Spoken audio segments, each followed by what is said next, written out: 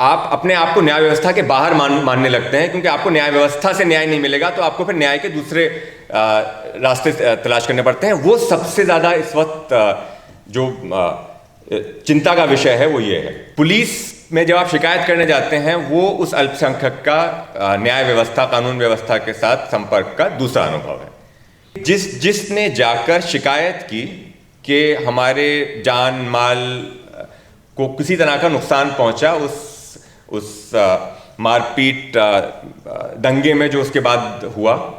उन्होंने कहा कि हाँ आइए, बैठिए, बताइए आपका क्या नाम है, आपकी क्या वल्दियत है, क्या पता है, क्या नुकसान हुआ आपको, ठीक है हम कार्रवाई करेंगे। और वो सारे नाम उसके बाद फिर उस एफआईआर में नामजद हो जाते हैं जो पथराव के लिए है।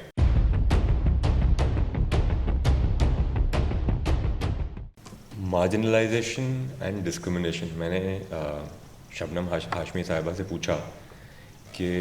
मार्जिनलाइजेशन यानी सीमांतकरण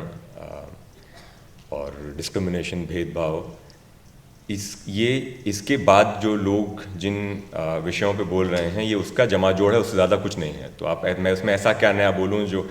क्या वो मार्जिनलाइजेशन, डिस्क्रिमिनेशन, भेदभाव क्या है जो बुलडोज़र राज नहीं है, जो मॉब लिंचिंग नहीं है, जो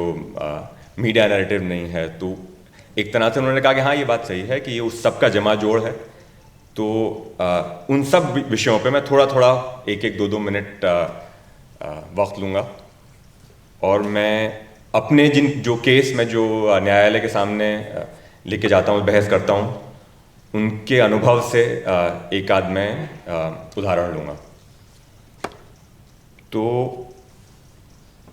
भेदभाव और सीमांतकरण जिस चीज़ में नज़र आता है वो तब है जब कोई अल्पसंख्यक संप्रदाय, समुदाय का कोई व्यक्ति कानून व्यवस्था, न्याय व्यवस्था से संपर्क में आता है। तो उसमें उस व्यक्ति का क्या अनुभव है वो है भेदभाव, उसमें झलकेगा भेदभाव, उसमें झलकेगा सीमांतकरण कि वो है क्या। तो उसका मैं एक उदाहरण लूँगा खम्बट, गुजरात से। तो खम्बट गुजरात में जैसे कि बल्कि जहाँ से ये सिलसिला शुरू हुआ था कि रामनवमी पे एक जुलूस निकला, तो उसका पहला जो संपर्क है वो जुलूस है कि उस जुलूस को पहले अनुमति दी जाती है प्रशासन द्वारा कि वो मुस्लिम इलाकों से होकर निकले, क्योंकि कानून के तहत आपको अनुमति मांगनी होती है पुलिस से, प्रशासन से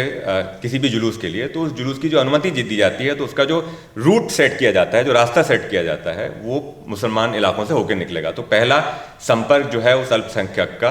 वो इसके साथ है कि वो प्रशासन इस बात की अनुमति देता है कि रामनवमी का जुलूस जो है वो जो मुस्लिम गेटो है उससे होकर निकले।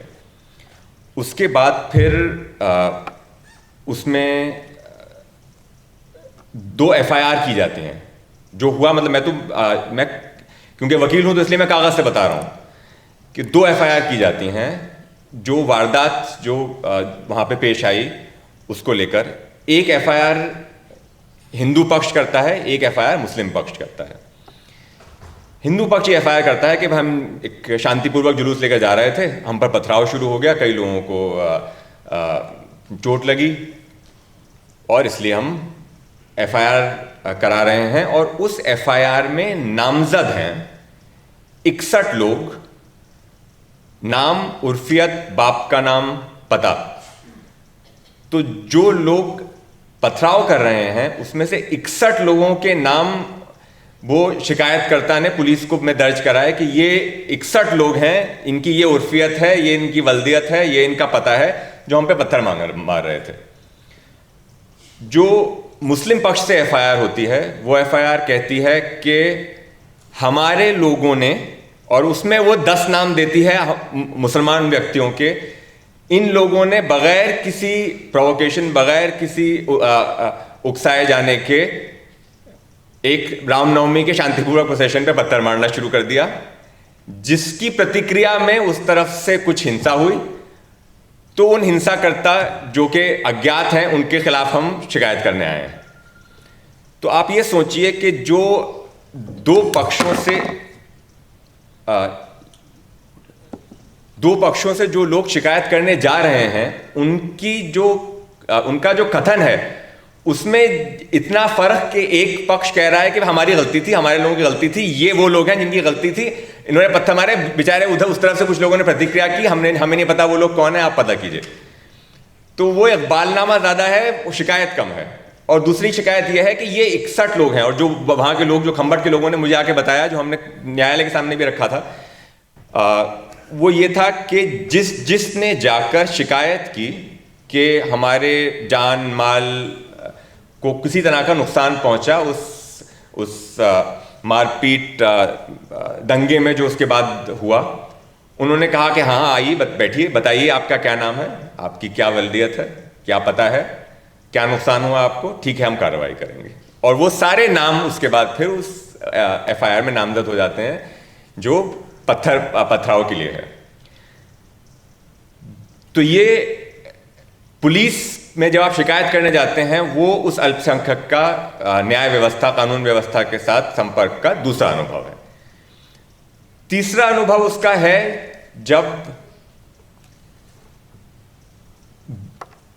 प्रशासन, और प्रशासन ही नहीं बल्कि मंत्री और कई ऐसे लोग जिनको हम न्याय और राज्य का एक तरह से सिंबल, चिन्ह मानते हैं, वो लोग मंच से कहते हैं कि जिन लोगों ने पथराव किया या रामनवमी के जुलूस पे पत्थर मारा, उनके घर हम पत्थर के ढेर कर देंगे। ये मध्य प्रदेश के मुख्यमंत्री ने ऐसा कहा था। ये न्यूज़ रिपोर्ट्स हमने न्यायालय के सामने भी लगाई थी, और ये सब मामले मैं ये भी कहूँगा कि न्यायालय के सामने लंबित हैं। तो मैं अपना कथन अपने पक्ष का कथन बता रहा हूँ उसमें।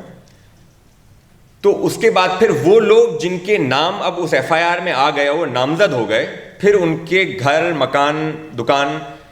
का डिमोलिशन होता है। तो वो जो बुलडोजर राज, बुलडोजर बाबा, बुलडोजर मामा, बुलडोजर चाचा, ये करके जो मुख्यमंत्री जो हैं वो प्रसिद्ध हो गए हैं, तो वो लोग मंच से कहते हैं कि जो लोग औरंगजेब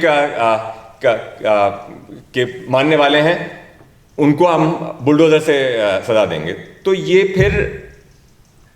अगला जो अनुभव उस अल्पसंख्यक का है कानून व्यवस्था, न्याय व्यवस्था के साथ, वो तब है जब बुलडोजर आता है और कहता है कि तुम्हारा घर, तुम्हारा मकान जो है वो अनऑथराइज्ड है, उसमें कोई प्लान नहीं पास हुआ, और इसका हमने तुमको 10 दिन पहले नोटिस तुम्हारे दरवाजे पे चिपका के तुम्हें इत्तला दे दी थी, और अब उस कार्रवाई के तहत हम आए हैं आज, और फौरन डिमोलिश किया जाता है। तो ये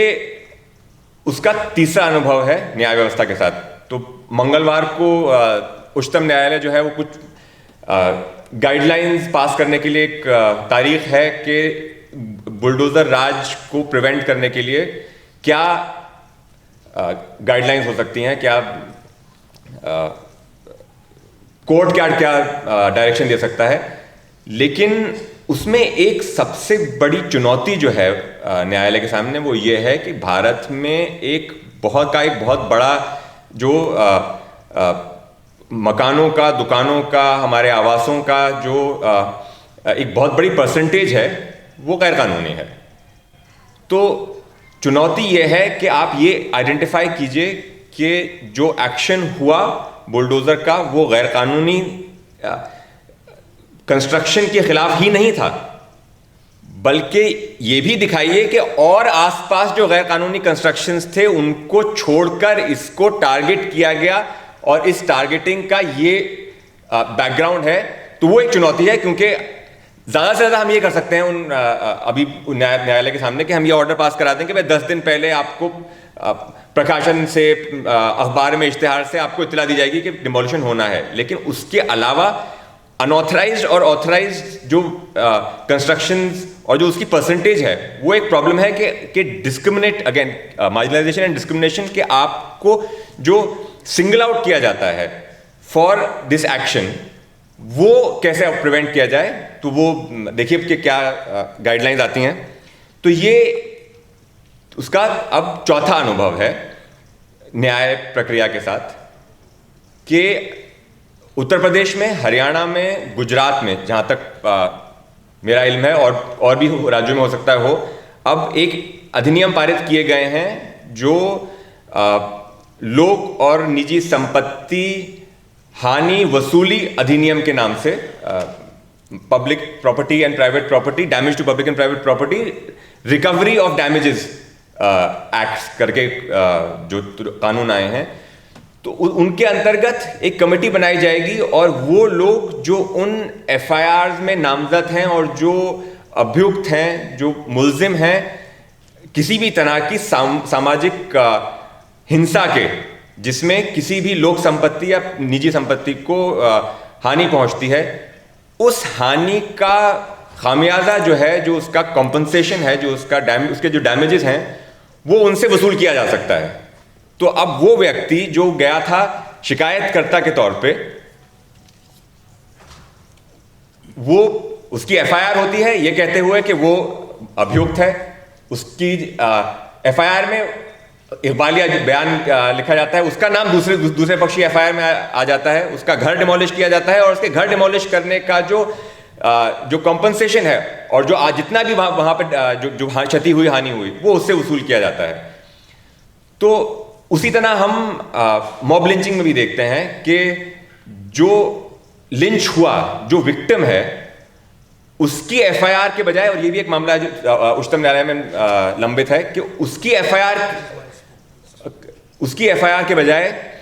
एफआईआर की जाती है गौ संरक्षण अधिनियम के तहत कि ये स्मगलिंग कर रहे थे या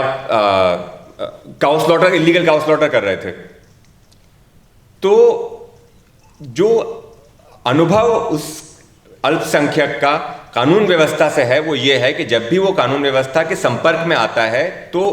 जिस चीज के लिए वो जाता है वो होने के बजाय किसी न किसी तरह उसको हानि ही होती है। और ये सबसे बड़ा नुकसान है जो हो सकता है कम्युनल हार्मनी के लिए, कि किसी भी संप्रदाय, किसी भी गुट का न्याय व्यवस्था पे से विश्वास उठ जाए, क्योंकि उससे फिर आप अपने आप को न्याय व्यवस्था के बाहर मानने लगते हैं, क्योंकि आपको न्याय व्यवस्था से न्याय नहीं मिलेगा तो आपको फिर न्याय के दूसरे रास्ते तलाश करने पड़ते हैं। वो सबसे ज्यादा इस वक्त जो चिंता का विषय है वो ये है, चाहे वो मॉब लिंचिंग हो, चाहे वो बुलडोजर राज हो, बट इन सब में के राज्य प्रशासन और वो लोग जो शासक की स्थिति में हैं, वो जब राजधर्म का पालन ना करें तो उससे अल्पसंख्यक व्यक्तियों का न्याय व्यवस्था से विश्वास उठ जाने का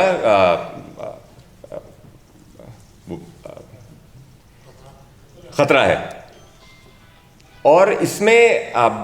जॉन जी ने कहा कि वाजपेयी जी से लेकर नरेंद्र मोदी तक वो एक ही कड़ी है। तो उसमें मुझे याद है अटल बिहारी वाजपेयी भूतपूर्व प्रधानमंत्री ने तत्कालीन गुजरात के मुख्यमंत्री से कहा था 2002 में कि राजधर्म का पालन करो, क्योंकि शासक के लिए प्रजा प्रजा में अंतर नहीं हो सकता, न जन्म के आधार पर, न